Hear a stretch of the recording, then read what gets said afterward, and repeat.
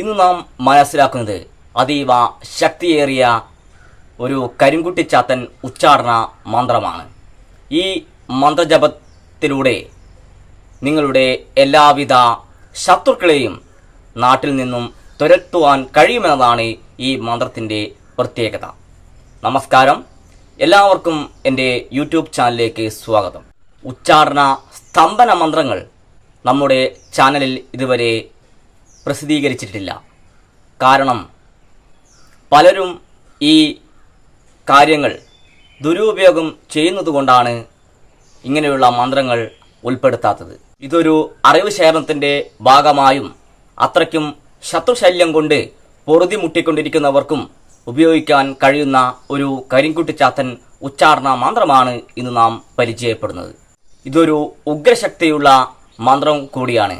അതിനാൽ തന്നെ പ്രയോഗവും അത്രയ്ക്കും അത്യാവശ്യ ഘട്ടത്തിൽ മാത്രമേ ഉപയോഗിക്കാവൂ.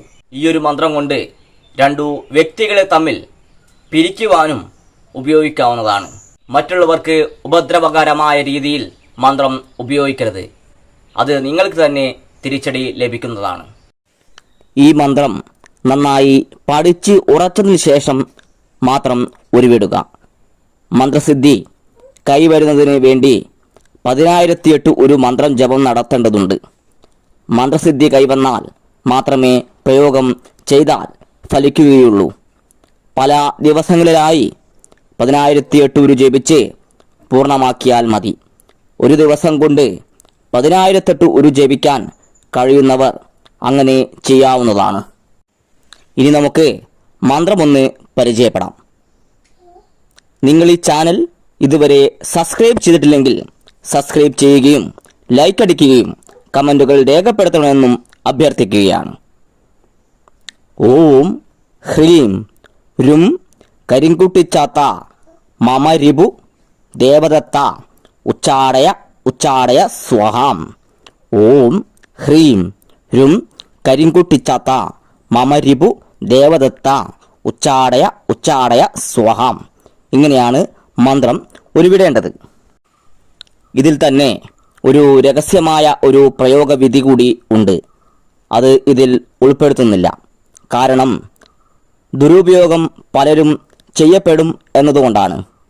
അറിയണം എന്നുള്ളവർ കമൻറ്റ് ബോക്സിൽ കമൻ്റ് ഇട്ടാൽ മതിയാകും.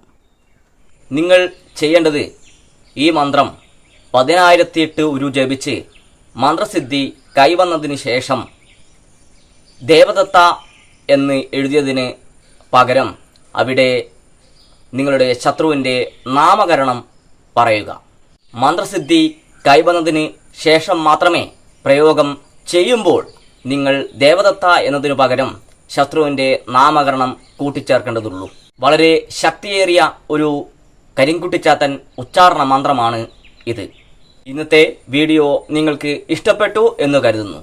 നന്ദി, നമസ്കാരം.